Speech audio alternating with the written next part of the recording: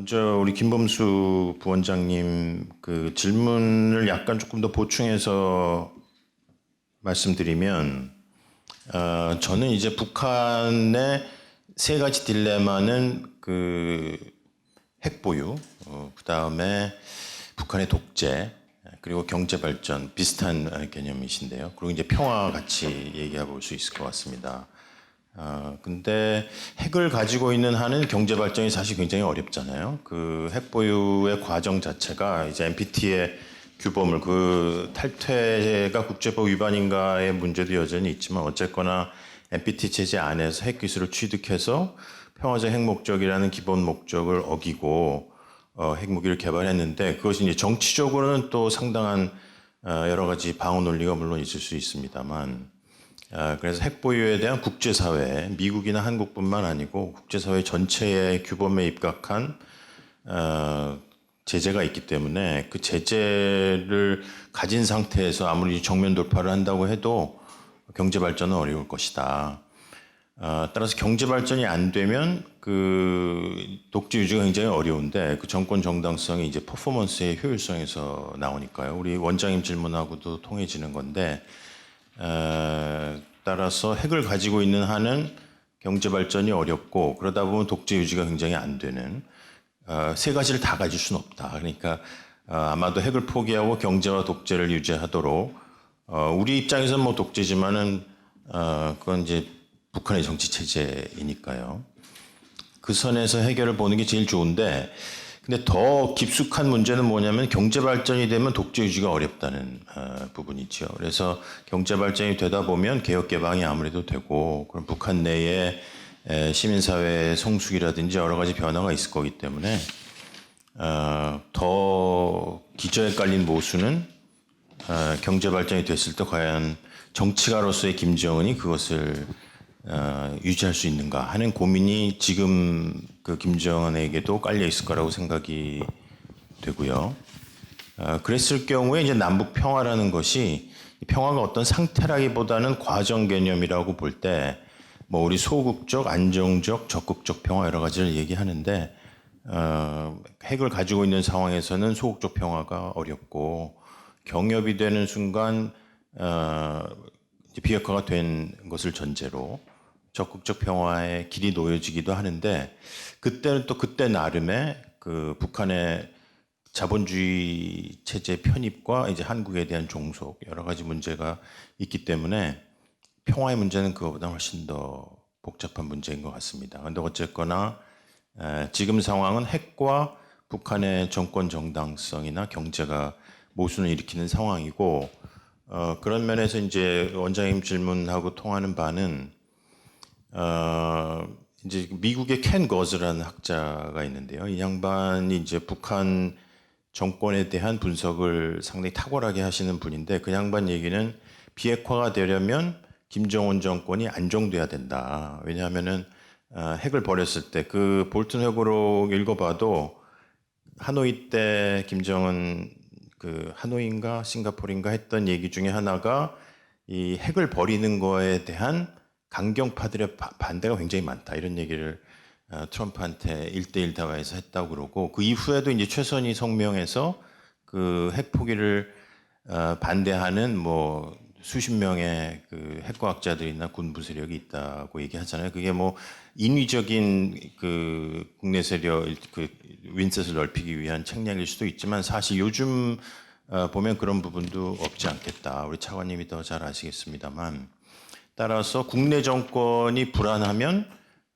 핵을 버리기가 굉장히 어렵기 때문에 일정 부분은 그 이제 그 셀렉트리 시어리 이런 데서 얘기하는 것처럼 정권을 유지하기 위한 최소 연합이 든든해야 그래야 핵을 버릴 수 있는 자신감이 생긴다는 거죠.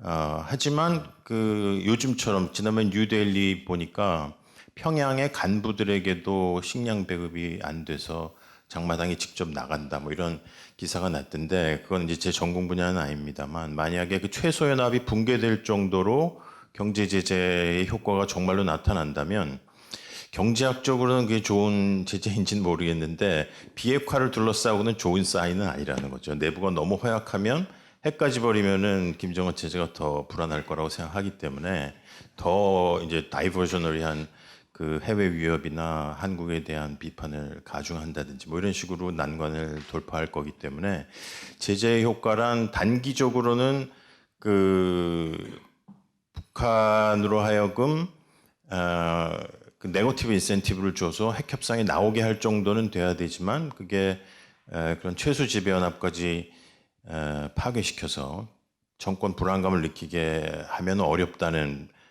상반된 얘기를 할 수 있고요. 하지만 장기적으로는 그것이 독재 유지의 가장 치명적인 주민들의 생활 불안으로 이어질 수 있다는 생각을 할 때, 따라서 단기적으로는 제재가 그 지배 체제에는 해가 되지는 않지만 장기적으로는 어렵다고 생각할 때, 그 포인트를 맞추는 게 굉장히 어렵다고 생각되고요. 그거는 그 리비아 모델하고도 연결되는데, 리비아 모델은 그 북한이 얘기하지만 사실 가다피가 핵을 버려서 그 자체를 붕괴한 건 아니었고, 버리고 아랍의 봄이 있은 다음에 내부 이제 부족 문제가 심해지면서 거기에 외부 세력이 개입하게 되면서 여러 가지 요소가 합쳐진 거기 때문에 아마도 북한은 핵을 버린다고 그 자체로 무너진다기보다 그래서 정당성이 약화되고 약화된 그 내부 혼란을 뭐 미국이나 다른 휴머니테리안 에이드의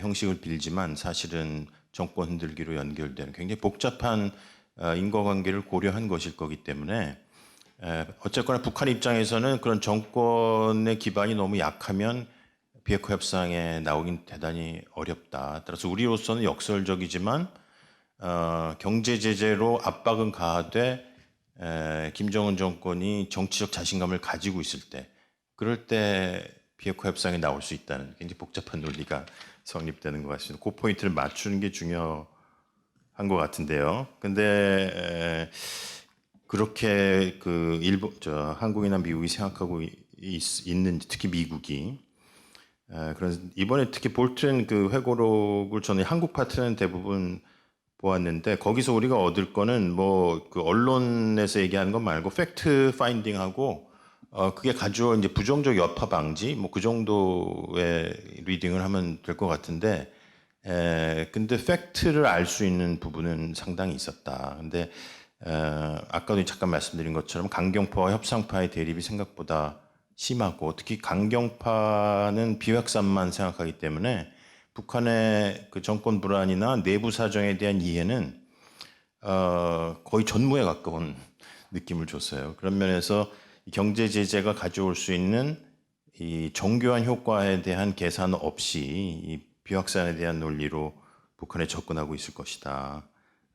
미국 대통령은 뭐 더 그런 계산은 아마 안 하고 있지 않을까 그런 생각이 들어서 그렇게 방치됐다는 면에서 뭐 말이 좀 그렇습니다만 한국 정부의 노력이 더 필요했던 거 아니냐 대미 설득에서 그런 생각이 들고요. 마지막으로 김학재 교수님 말씀처럼 내년이라는 그 생각은 올해에 이제 그 트럼프를 난처하게 할 수 있는 실험을 하게 되면 트럼프의 재선이 더 어려워지잖아요. 근데 저는 북한은 트럼프의 재선을 원할 수밖에 없는 상황이라는 생각이 좀 듭니다. 그래서 그 회고록 봐도 트럼프 말고는 전부 그 비핵화 협상에 반대했던 그런 오로지 트럼프 혼자 개인적인 정치적이 때문이긴 하지만 협상을 그래도 유지하려는 생각이 있었기 때문에 만약에 그 CVID를 주장하는 바이든이 된다는 전제를 가지게 되면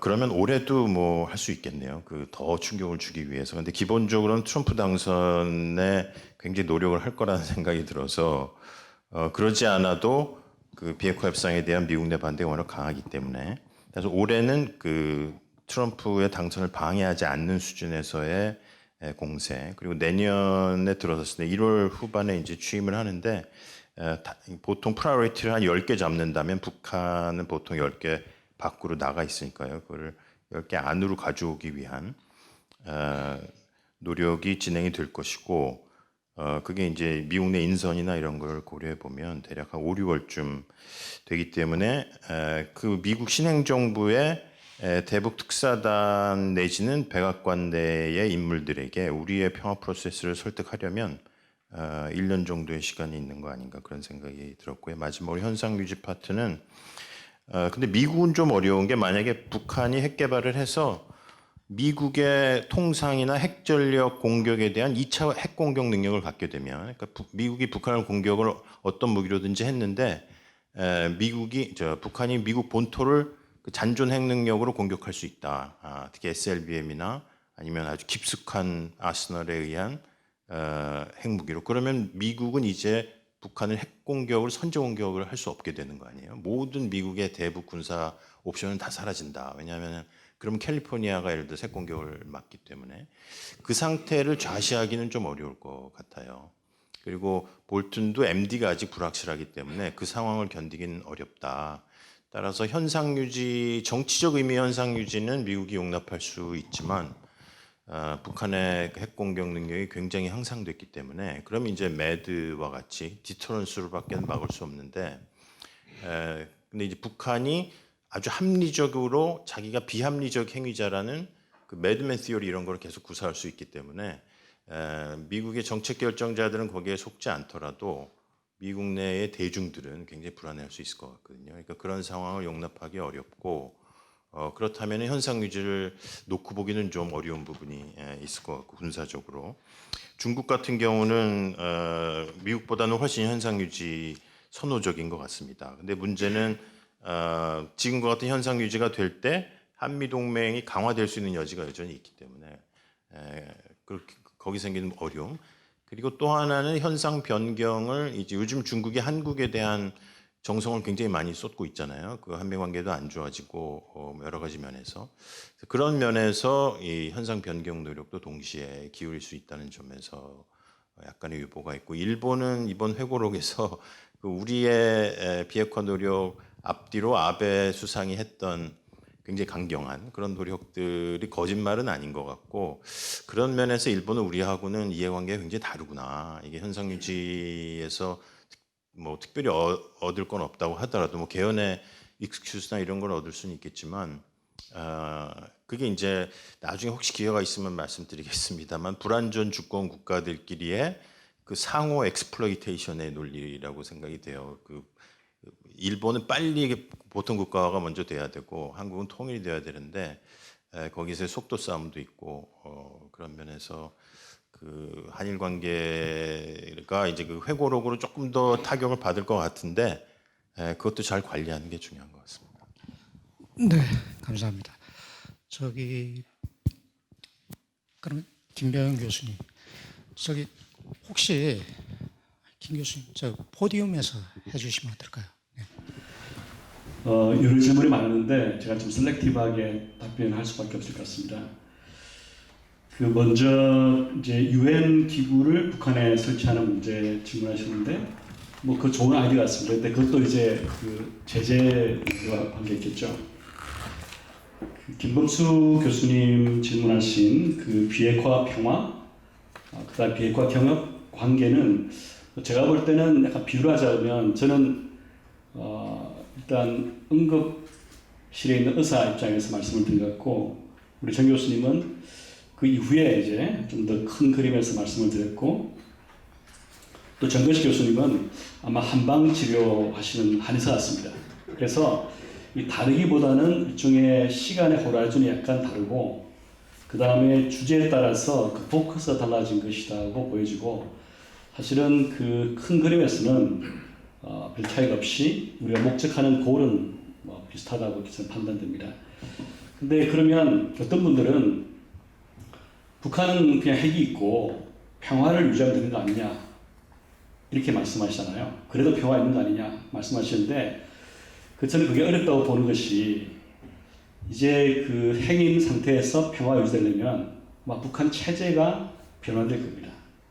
북한이 경제적으로는 개혁개방되어서 그 국제적으로 연결되게 되고 내부적으로는 민주화되어서 일종의 그 자의적인 1인 독재자의 결정이 없어질 텐데 그것이 담보가 안 된 상태에서 핵의 보유 굉장히 위험한 조합인 거죠. 그러니까 김정은이 이를 믿는가 못 믿는가는 문제보다도 우리가 흔히 하는 말처럼 사람을 믿지 못한 것이 아니라 그 사람이 처할 환경을 믿지 못하는 것일 수 있는 거죠. 예를 들어서 핵이 있는데 이제 김정은이 여러 가지 권력에 도전을 받을 때 어떤 식으로 핵을 사용해서 그 국민을 모면할 것인지에 따라서 우리 평화가 흔들리는 거죠. 그럼 김정은에게 개혁 개방과 민주화가 더 쉬운 선택일까요? 비핵화가 더 쉬운 선택일까요? 물론 뭐 논란이 있지만 저는 둘 다 어렵지만 아마 상대적으로 한다 그러면 비핵화는 권력이 도움이 되면 할 수 있겠죠. 도움이 안 되면 안 할 것이고. 하지만 디모크라시 이거는 김정은에게 권력을 내놓는 말 마찬가지인 거죠. 따라서 비핵화 없이 평화를 유지한다. 저는 어떤 식의 제도 하에서 그게 가능한지 현재적으로는 잘 답이 안 보입니다.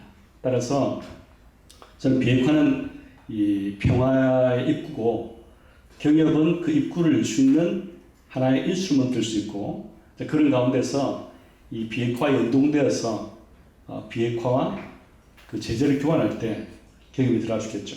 이 교환 아이템으로도 볼 수 있습니다. 근데 이 아이템을 우리가 조기에 써버리면 물론 그 로직은 경협을 먼저 함으로써 김정은의 신뢰를 얻은 다음에 비핵화하자 이런 거 아니겠습니까? 근데 저는 이 경협을 통해서 김정은의 신뢰를 얻을 수 있는 가능성 그것이 비핵화를 촉진할 가능성보다는 오히려 반대가 더 크다 생각합니다. 즉 핵이라는 것은 김정은 체제의 그 본질 중 하나인데 우리가 얼마만큼 신뢰를 쌓아야지 그것이 핵을 포기할 만큼의 충분한 조건 잘 될 것인지 굉장히 오래 걸릴 거예요.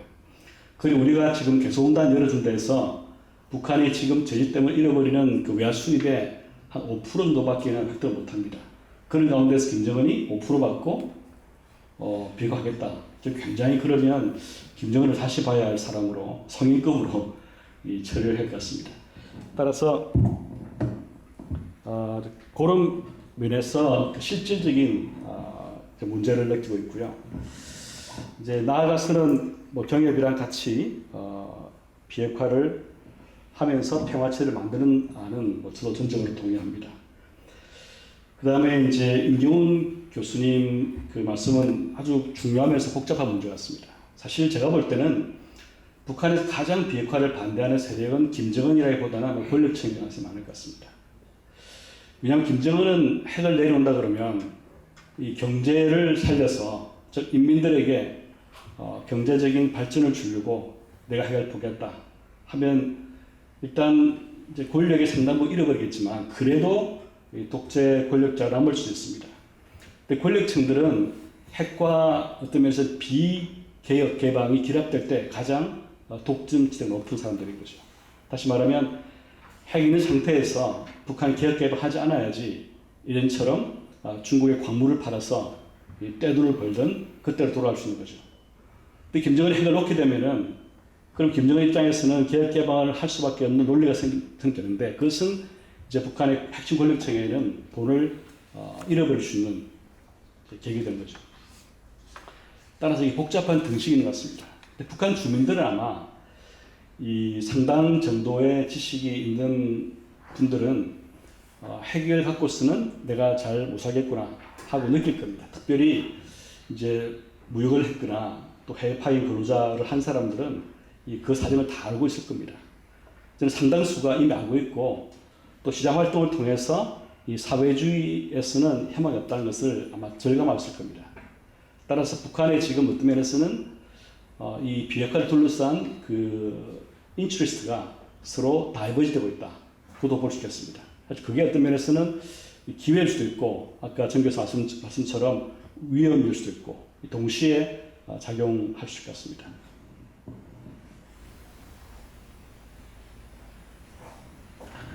그 다음에 생션의 이제 이펙트 말씀하시는데 저도 동의합니다. 사실 이 생션을 가지고 그 CD 아이디어가 있다는 분들은 너무 목표가 높은 것 같아요. 볼턴 그 회고록을 보면서도 뭐 1% 제재를 완화할 때 이제 다시 말하면 트럼프가 김정은에게 제재를 다 해제하지 않고 부분적으로 하면은 영변 교환하겠냐 이렇게 물어봤을 때 김정은이 별 관심 안 보였다 이렇게 했는데 그때 볼턴은 자기가 그 말을 듣는 순간에 표현 정확히 안 납니다만 엄청나게 나쁜 딜을 트럼프가 제안한 걸로 생각하고 그걸 김정일이 받아들였으면 미국에는 아마 재앙이었을 것이다 이런 표현 비슷하게 들어있던 것 같아요. 그런데 저는 그런 정도의 그 생쇼는 역사상 없었다고 생각합니다.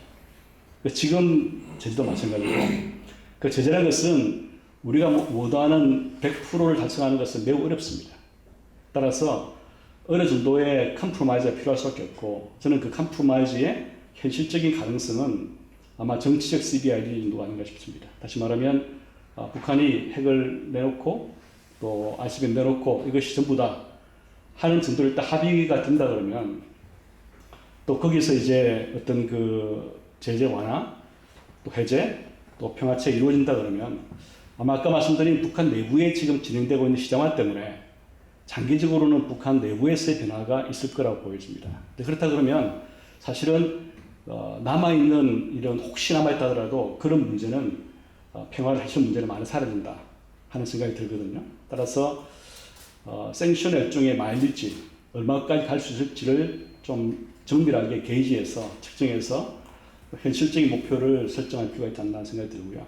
그런 면에서는 좀 우리 한미 간에 그런 문제를 가지고 좀 고민이 필요해 보입니다. 제가 볼 때는 이 볼턴 아이디어는 미국의 한 10% 정도의 아이디어 같아요. 다수는 아마 그 단계별로 간다는 것에 공감을 하지 않나 하는 생각이 듭니다. 그런 가운데 좀 더 대화가 필요 같고요.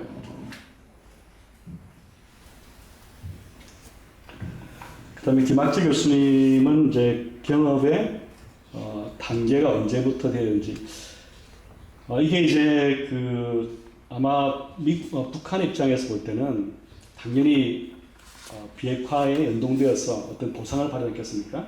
그 보상이 이제 경제 보상일 수도 있고 경협일 수도 있고요. 또 경협은 어떤 면에서는 제재 해제나 완화 플러스 포지티브한 보상을 줄 수 있지 않았습니까?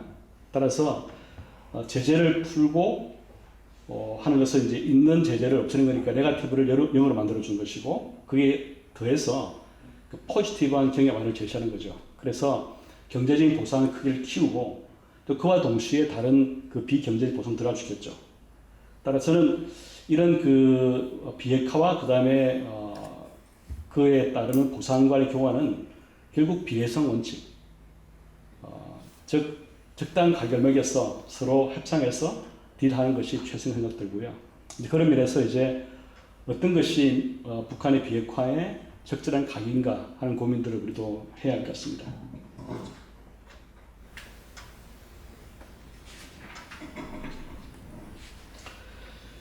그 다음에 제가 대충 다 말씀을 드린 것 같긴 한데 부분적 비핵화와 부분적 이행과 부분 통합이 됐을 때 어떻게 될 것이냐 상당히 이제 가설적인 말씀입니다만 제가 이런 사례 아직 본 적이 별로 없어요. 근데 결국 이제 그 현상 유지는 어렵습니다.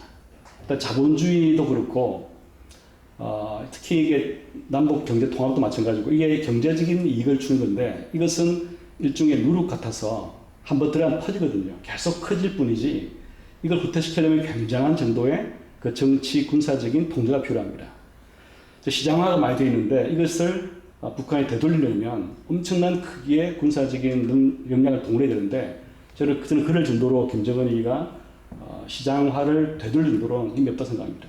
마찬가지로 이행이 한번 들어가서 자본주의가 되기 시작하면 이 프로세스를 중간에 스톱한다는 것은 매우 강력한 그 포스가 필요한데 그 정도로 지금 북한 체제가 동원할 수 있는 어떤 그 관료나 그다음 뭐 군사 역량이 있을까 하고 의심이 됩니다. 그 이유는 지금 상당한 정도 그 북한의 중간 관료나 그다음에 심지어 핵심 권력층도 마찬가지고 또 군 쪽에서도 이 수입은 대부분 다 시장에서 들어오는 수입들입니다. 뇌물을 받든지 아니면 간접적으로 관여된 데서 따라서 이런 상태에서 김정은이가 시장화를 되돌린다 또 자본주의화를 되돌린다 할 수 없기 때문에 일단은 부분적이라도 이것을 빨리 싣는 것이 중요하다고 생각합니다. 그래서 이것이 들어가는 그 포인트하고 그 다음에 비핵화의 그 단계하고를 잘 맞추는 것이 앞으로 남은 우리가 협상에서 그 중시할 포인트 아닌가 하는 생각이 듭니다. 전체적으로 보면 이제 그 최근에 그 북한의 그 우리 그 개성 그 사건하고 트럼프 그 효과하고 이 두 가지를 연결시켜서 생각해 볼 필요가 좀 있는 것 같아요. 그 북한의 그 분노가 우리한테는 굉장히 비상식적이고 좀 이상한 어색하잖아요. 근데 그 사람들이 왜 그런 일을 저질렀을까 생각을 해보면 이제 뭐 쉽게 생각하면 2019년 2월 하노이 회담 결렬에 대한 반감이 이제 1년 좀 넘어서 표현하기 시작했다 이렇게 해석할 수도 있는데 또 한 가지 해석은 그 후에 지난 이제 6월달에 그 판문점 회동 이후에 북한과 한국 사이에 전개되었던 여러 가지 물밑 요청 거기에 대한 응답 이런 것들에 대한 불만인가 2019년 2월 하노이 회담 결렬의 문제에 대한 그 불만인가 이런 것들이 약간 세심하게 분열되면 좋겠다 이런 생각이 하나 들고요. 두 번째는 이 볼턴의 효과인데 우리 전진 선생님이나 김명희 선생님이나 다 말씀하셨지만 저는 이제 가장 큰 볼턴이 의도하지 않았던 그 역설적 효과 중에 하나가 그 진정성의 문제인 것 같은 생각이 들어요. 실제로 남북미 정상회담 국면에서 어느 정도 북한의 진정성이 확인이 되고 있고 어느 정도 우리 한국 정부의 그 진정성이 확인이 되고 있는가 그런 것이 하나이고 두 번째는 아까 말씀드린 대로 지금 전체적으로 보면 이 현상 유지와 현상 타파 사이에서 그 미국의 전체적인 우파 그룹과 일본의 입장이 비슷하고 남한이나 북한이나 또는 이 트럼프의 입장이 같이 서 있는 그런 구조가 어느 정도 확인되고 있다. 물론 이제 아까 말씀드린 대로 역량의 문제가 있어서 좀 아쉽긴 하지만 큰 그림의 구조는 좀 더 확실하게 확인이 되고 있는 게 이제 지금 최근에 전개되고 있는 상황이라고 생각이 됩니다. 어떤 분들은 아까 우리 얘기했지만 미중 대립의 격화가 다시 이제 오래된 그런 반복되는 해답인데 중립화, 통일한 이런 것들을 다시 촉발시킬 가능성이 상당히 많다고 생각을 해요. 어제 제가 다른 분들하고 얘기를 해보니까 다시 이른바 중립국방한 문제가 미중 관계가 격화되면 될수록 다시 나올 수밖에 없다라고 하는 그런 얘기들을 하고 있는 부분들이 있고 그다음에 또 한 가지는 남북관계에서 자율적 공간의 문제인데 자율적 공간의 문제인지 아니면 기회를 놓친 것인지 이게 이제 약간 사람들마다 생각이 좀 다른 것 같은 생각이 듭니다. 저는 개인적으로 북미 회담을 앞두고 우리가 약간 기회를 놓친 거 아닌가. 다시 말하면 북미 회담의 성공을 위해서 한국 정부가 뭔가 분위기를 조성한다라고 하는 그런 맥락으로 조치를 뭔가 했어야 하는 거 아닌가 이런 생각이 하나 들고요. 또 한 가지는 최근에 작년 연말에 원산 지구, 갈마 지구를 갔다 온 분에 따르면 굉장히 규모가 엄청나게 큰데 그것조차 이제 제대로 이렇게 채우지 못하게 되니까 그 문제에 대한 한국에 대한 요청이 있었던 것처럼 보이는데 적어도 그런 최소한의 관광이나 이런 것들을 허용하지 않음으로써 발생하는 북한의 실망이 지금 그런 돌발 사태로 나타나는 거 아닌가 이런 해석을 하는 분들도 있더라고요. 하여튼 이 자율적 공간을 찾아야 한다라고 하는 말 맞은데 어떻게 보면 그 상황 판단이 약간은 격차가 있는 그런 진단일 수도 있다 이런 우려를 하는 분들이 있어요. 하여튼 그리고 이제 마지막으로 우리 선생님 건강 공동체 말씀하셨는데 약간 건강 공동체라고 하는 개념이 약간은 너무 보건의료 중심적인 사고가 아닐까. 그걸 당연히 건강 공동체가 있는데 근데 요새 더 나아가면 아까 말씀드린 대로 우리 기후 문제랄지 그다음에 이 코로나 문제랄지 돼지열병이나 조류 독감 문제랄지 이런 것과 함께 좀 더 폭넓게 생태적인 문제까지도 포함하는 개념으로 건강 공동체보다는 생명 공동체라고 하는 말이 더 많이 요새 사용되고 있는 거 아닌가 이런 생각이 들거든요. 그래서 조금 더 그 보편적인 그러한 가치에 입각한 새로운 개념들을 가지고 그 정치나 경제 영역과 함께 같이 가야 하는 거 아닌가 그런 생각이 드는데 하여튼 그 생명 공동체라고 하는 개념을 정치적인 영역과 경제적인 영역으로 어떻게 묶을 것인가 이런 과제가 사회적 과제 중에 하나다 저는 그렇게 생각을 합니다. 예. 예, 그 비준 동의와 같은 것은 어떻게 보면 최소한의 장치라고 할 수 있습니다. 결과적으로는 물론 뭐 지난 국회에서 비준 동의안 427 판문점 선언의 비준 동의안이 뭐 국회에서 처리되지 않고 회기 만료로 해서 자동 그 폐기가 됐습니다만 최근에 여러 가지 상황과 관련해서도 그런 목소리가 들리고 있고 바라건대는 이제 국회에서 여야가 합의하는 가운데 그런 것들이 이루어지는 것이 앞으로 있게 되는 여러 가지 남북 간의 합의의 이행 가능성 내지는 지속 가능성을 높이는 데는 분명히 도움이 된다고 생각을 하고요.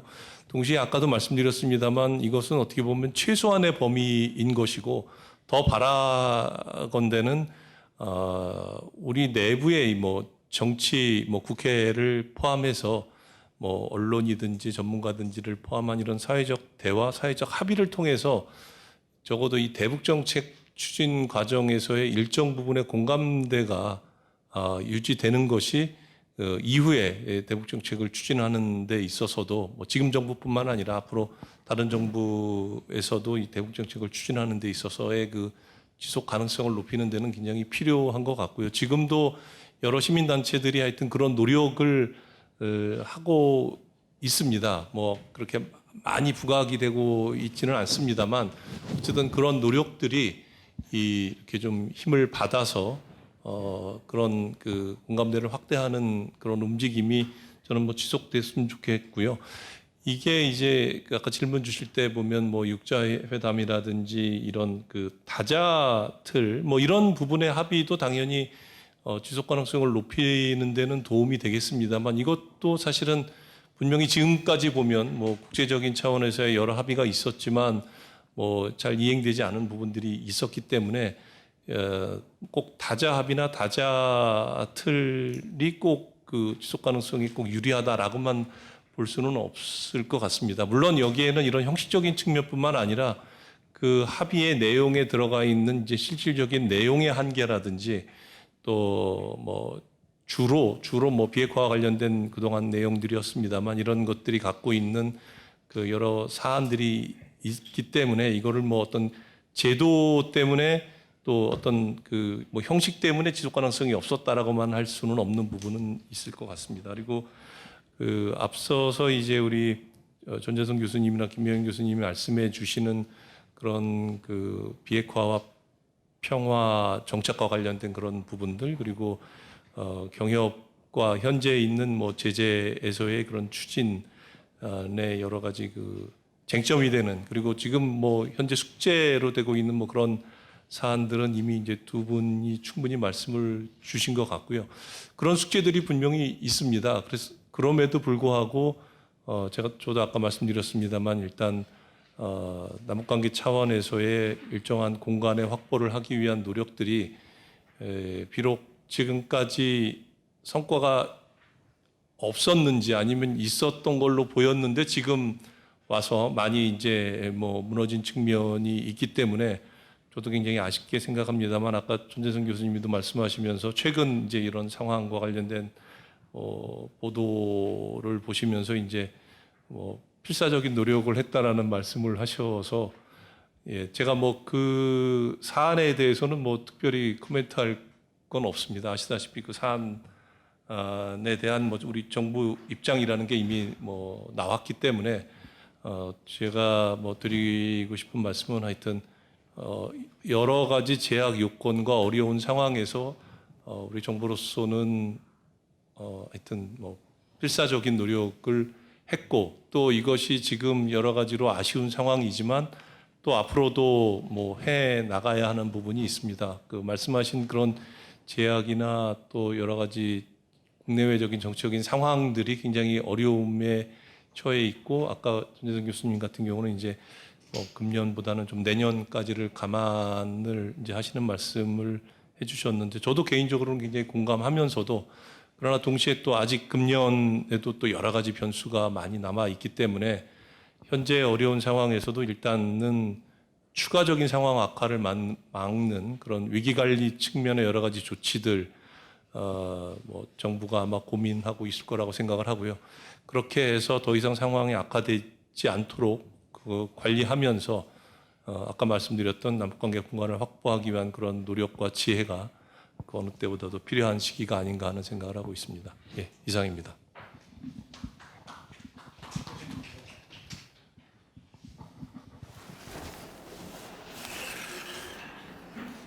네, 오늘 좀 많은 것을 저는 많이 배우고 있습니다. 제가 아무래도 임상 의사다 보니까 좀 보건의료에 더 치우친 부분의 관점을 위주로 갖고 있는데, 질문 중에 제가 이해한 질문의 핵심 내용은 보건의료 재원과 관련된 부분과 그리고 이것을 북한 내에 시행하려면은 보건의료 시스템이 과연 잘 작동해야 실제 일반 인민들한테도 국민들한테도 전파될 수 있는 보건의료 시스템의 시행에 관련된 측면 그리고 생명공동체 또 건강공동체 환경생태공동체와 함께 건강권 그러니까 건강안보, 인간안보 이런 관련된 부분으로 코멘트를 해주신 것 같습니다. 먼저 첫 번째 재원, 보건의료 재원과 관련된 부분을 잠깐 말씀을 드리면은 결국 보건의료는 인구구조, 사회경제구조에 직결 영향을 받게 되기 때문에 그리고 북한의 인구, 사회, 경제구조가 취약하면은 보건의료 재원이 부족할 수밖에 없고 이것을 지금 해결할 수 있는 부분이 보건의료 ODA 측면인데 ODA 관련된 부분이 양자기구가 지원할 수 있는 부분 중에도 차단이 돼 있고 유엔 제재 때문에 차단이 상당 부분 돼 있지만 일부 유럽 국가들은 시행을 안정적으로 하고 있는 부분이 있는데 근데 큰 포션은 미국과 일본과 또 우리나라에 관련된 부분이 거의 지원이 안 되고 있기 때문에 상당히 재정적으로 북한이 고립돼 있습니다.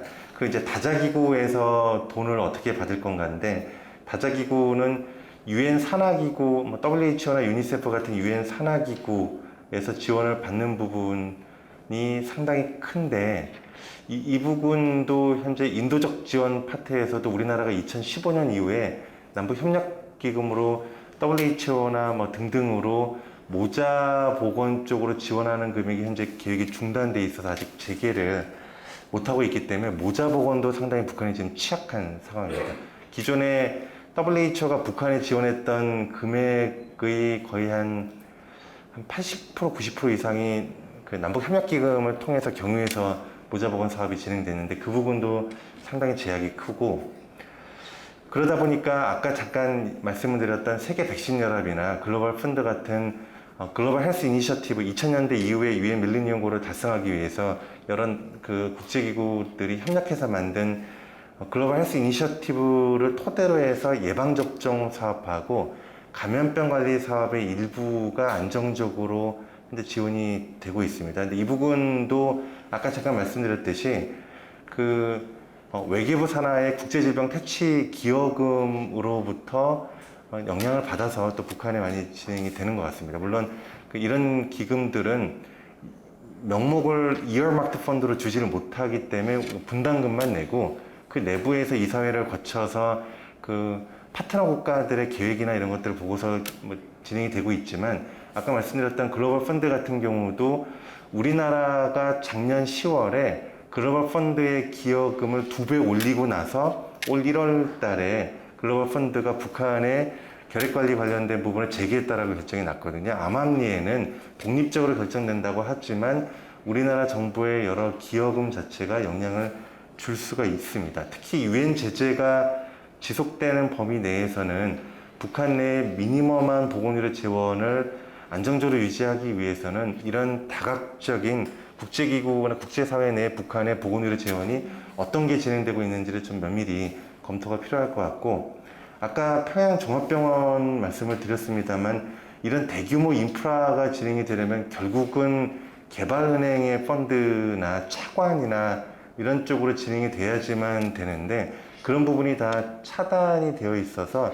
북미 관계가 개선되지 않는 한 북한 내에 전반적인 보건의료 인프라가 개선되기에는 좀 상당히 북한이 곤혹스러울 것 같습니다.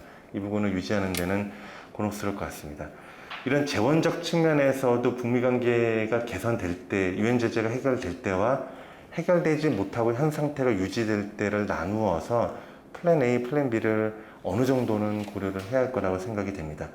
그럼 이제 이렇게 들어간 재원이 실질적으로 국민한테 이득이 되도록 시행이 될 건가에 관련된 측면은 북한 내 보건의료 시스템이 어떻게 작동하고 있는가를 살펴봐야 되는데, 장마당이나 시장과 관련된 부분이 보건의료에도 직접 영향을 끼치고 있습니다. 그 이유는 결국은 북한 보건의료 인력의 월급이나 배급이 원활하지 않기 때문에 어느 정도의 비공식 의료 시장과 비공식 의료 행위가 이루어지기 때문에 그런데, 이런 와중에서도 작동하는 게 있고 작동하지 않는 게 있습니다. 작동하는 부분은 일회성 예방접종 사업, 또 일회성 방역관리, 이런 것들은 작동을 하는데, 결핵은 감염성 질환이 있지만 퍼포먼스가 나쁜 이유는 6개월에서 9개월 약을 써야 되거든요. 이런 경우는 한 환자를 지속적으로 관리할 수 있는 보건의료 시스템이나 의료 시스템 강화가 동반되지 않으면은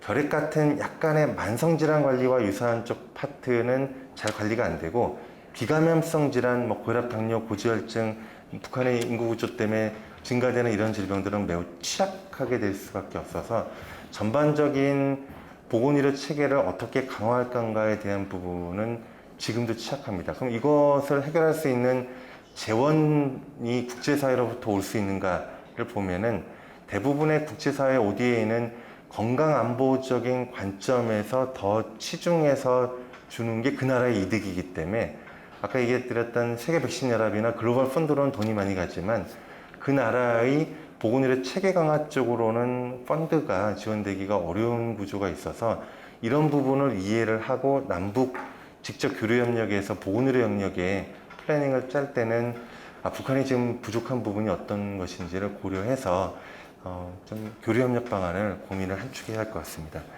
그리고 마지막으로 생명 공동체가 가장 광의의 개념인 부분인 것 같습니다. 저는 이제 보건의료다 보니까 건강 공동체에 좀 협소한 쪽으로 관점을 많이 가졌는데, 생명 공동체가 건강 공동체와 환경 생태 공동체를 아우르기 때문에 훨씬 더 광의의 개념이라고 생각이 되고, 이런 부분을 다양한 영역의 전문가분들이 함께 모여서 아이디어를 나누고 교류하는 부분이 앞으로도 있으면 좋을 것 같습니다.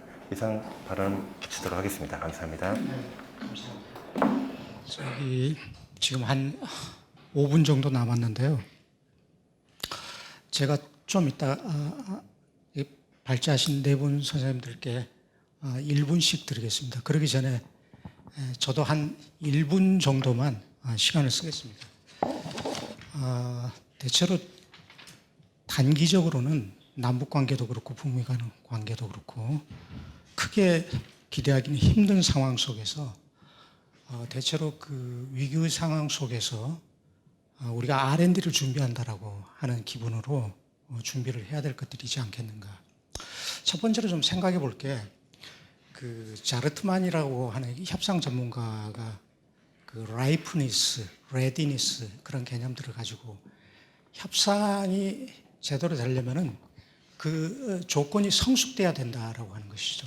그래서 우리가 적당한 타이밍을 가지고 기회를 타서 모멘트를 살린다, 이것도 중요하겠지만, 문재인 정부가 굉장히 거기에 대해서 열심히 노력했던 것은 사실이지만, 북미 대화도 그렇고 그것들의 서로의 그 절실한 욕구, 나에게 부족한, 내가 가슴 아프게 생각하는 그 부분들을 기여할 수 있는 그런 상대방의 준비가 되어 있지 않으면은 안 되지 않겠는가 하는 것이고, 그 다음에 볼턴의 지금까지 그 여러 가지 그 노출 이런 것들을 통해서 우리가 느낄 수 있었던 게, 과연 탑다운이라고 하는 게 이상적으로 생각했던 만큼 효율성을 발휘할 수 있겠는가. 결국은 트럼프 자신이 개인적으로 준비 안 된 대통령이다, 또는 그 개인적인 욕망을 어떤 국가 이익보다 우선하는 그런 대통령이었다라고 하는 그런 측면도 있겠지만 기초 작업이 이루어지지 않는, 그다음에 그 정부 내에서의 충분히 조율되지 않는. 그러니까 뭐 미국도 굉장히 정부가 크다 보니까 인터 가버먼트를 그 회의 같은 것도 이루어지고 우리보다 훨씬 더 복잡한 체계일 텐데 그것들이 이루어지지 않은 상태에서 한쪽에서는 땡기는 관료가 있었고 그거를 자기 개인적인 이익으로 환원시켜서 목적을 성취하려고 하는 대통령이 있었고, 그렇기 때문에 탑다운 방식이 이제 그 효율성 생명을 당한 게 아닌가. 그 다음에 우리가 이제 중재자 역할 내지는 운전자 역할을 하려 했었고, 그 다음에 그 김병현 교수님 그 발제문에서도 나오지만은 이제 경제적 해제와 경협의 문제를 조금 더 우리가 더 구체화된 플랜을 가져야 된다라고 하는 점을 강조하셨는데, 이게 어떻게 보면은 우리 중재자 또는 운전자의 역할이 더 중요한 게 아닌가. 앞으로의 협상이 만일에 이루어진다라면, 특히 북미 간에도 그런 생각이 듭니다. 그러니까 상당히 구체적인 것까지 우리가 이렇게 미국과 북한에게 떠먹여줘야 진정한 어떤 그 성과를 얻을 수 있지 않겠는가 하는 문제.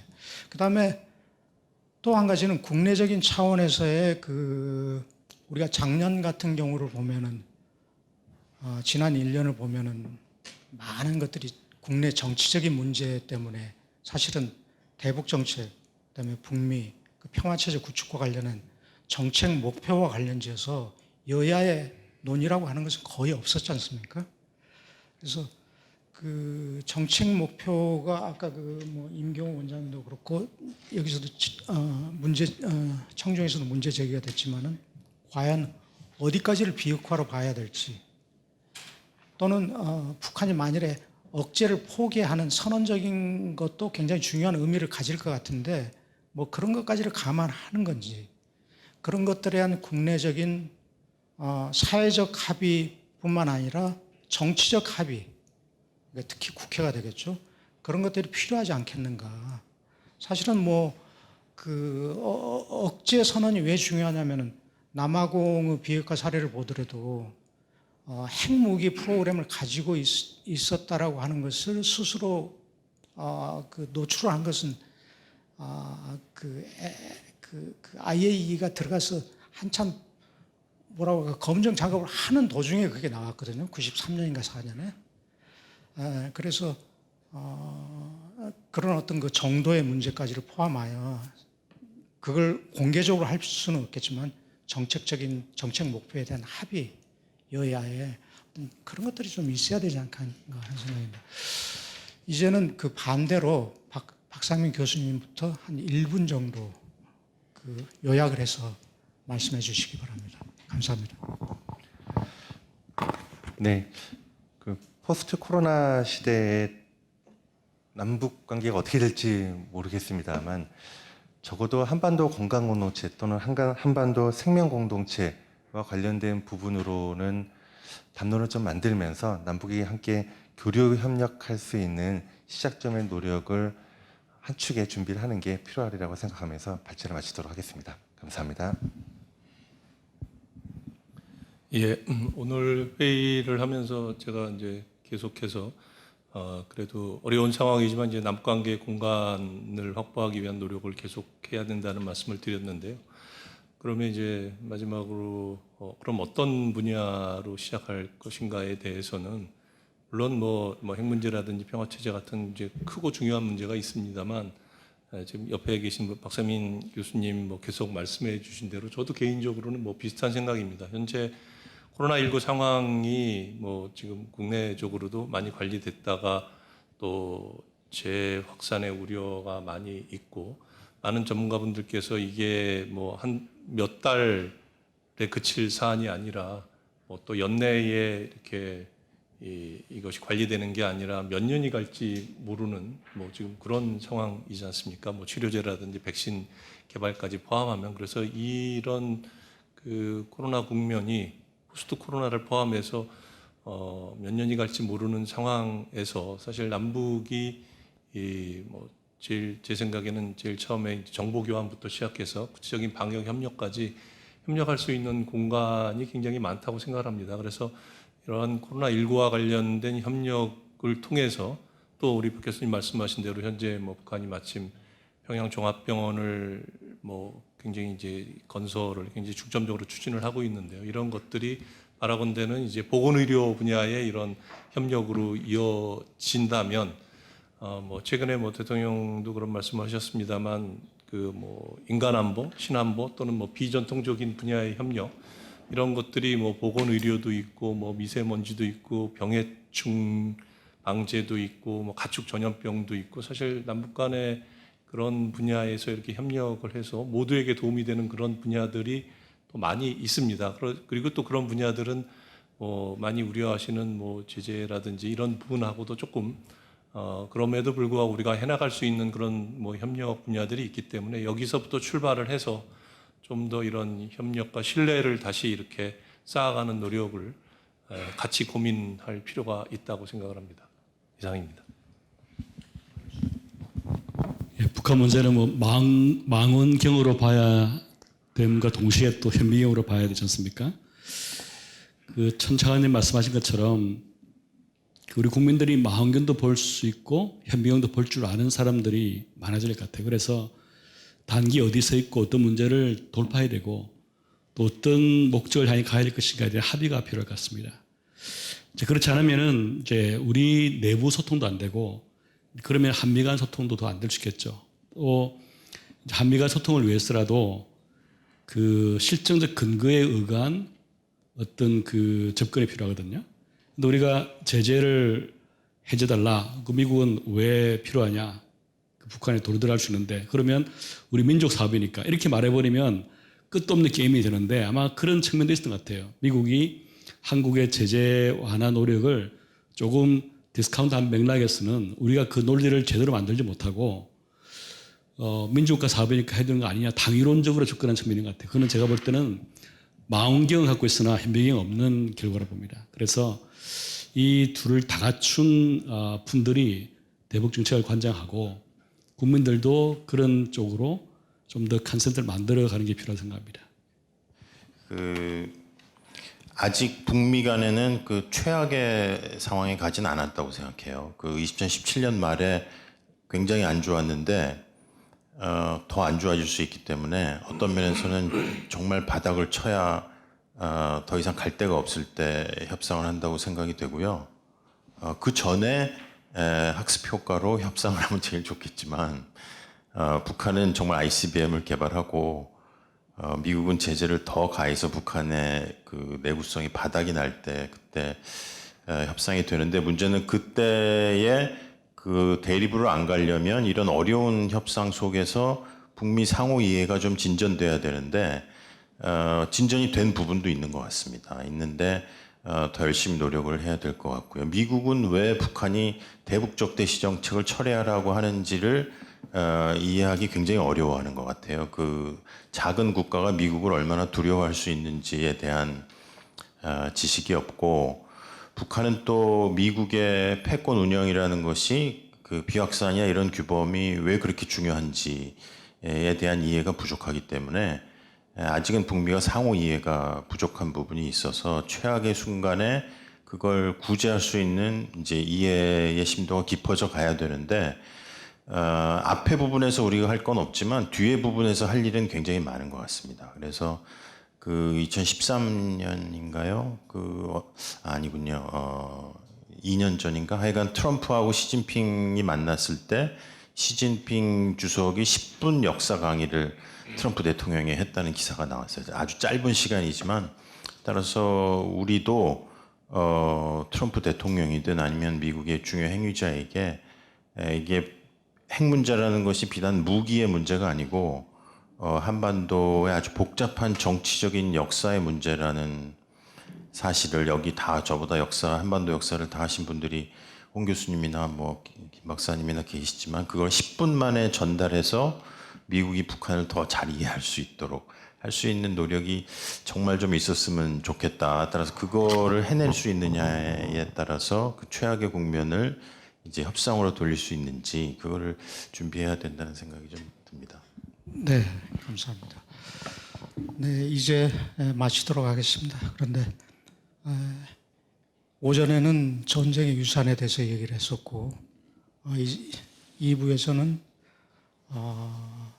이제 막힌 상황 속에서 하나의 그 성찰을 해보는 우리가 지금까지 이루어왔던 이루지 못했던 것들을 다시 한번 이렇게 성찰을 하는 그런 기회가 되는 회의가 아니었나 이렇게 생각합니다. 회의를 준비하신 모든 분 그리고 또 여기에 발제를 해주신 분 5분 그리고 청중 여러분 모든 분들께 감사를 드리면서 우리 같이 박수로 마치도록 하겠습니다. 감사합니다.